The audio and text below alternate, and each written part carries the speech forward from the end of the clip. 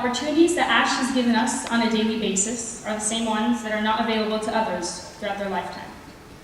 Where else would those around you be so willing to spend so much of their own time and effort to ensure you succeed?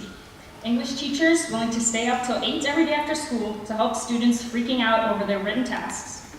Economics teachers that rewrite an entire textbook to facilitate their students' learning. And I mean coaches that not only run a full practice the day they have their third child, but travel to Paris for a tournament with a 6-day-old baby.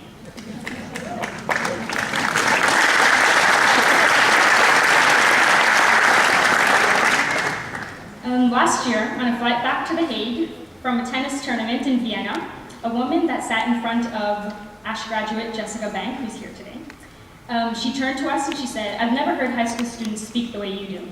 Yet as we thought of what we spoke of, we surprised each other as much as we surprised her.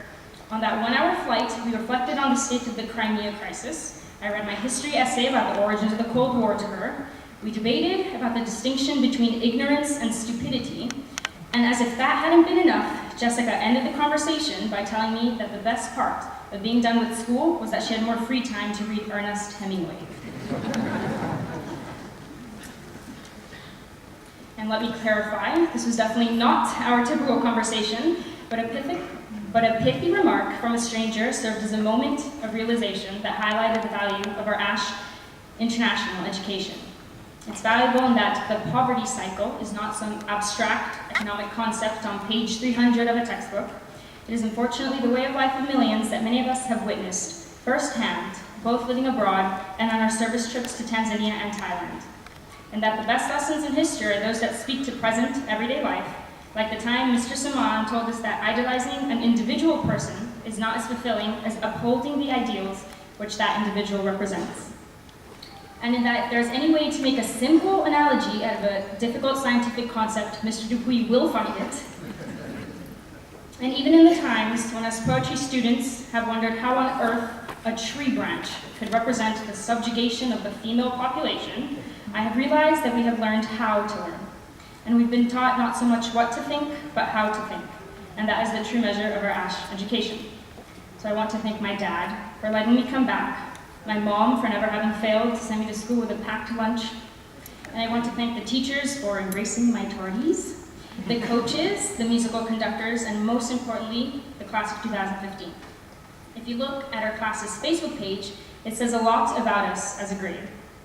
It's filled with study sheets that we share with each other, reminders so that people won't forget yearbook photo day, we still do, Wen's entirely irrelevant yet always amusing Snapchat comments, and more often than not, photos of Scott Wilson's face photoshopped onto Abercrombie models' bodies.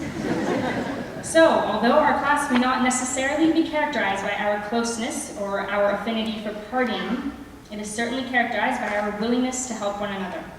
It is characterized by the sense of superiority that IB students feel over AP students, even though, although I hate to admit it, both programs are equally challenging.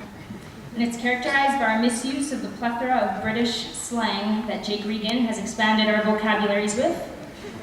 And most importantly, it's characterized by a recognition of Ash's opportunities and our willingness to seize them.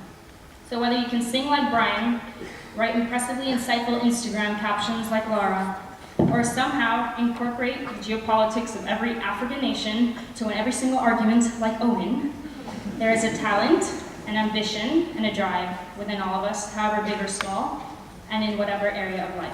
So use it. Use it to seize the opportunities that will no longer be handed to us as they have been here, and that we will now have to seek out for ourselves. Do not let the fear of the time that it will take to accomplish something stand in the way of your doing it. The time will pass anyway. Because remember, as Zac Efron taught us in the movie that has so inaccurately narrated the last 4 years of our lives, High School Musical, when you're young, everything seems like it's the end of the world, but it's not. It's just the beginning. So, class of 2015, this is to us, to new beginnings, and to seizing every opportunity. Thank you.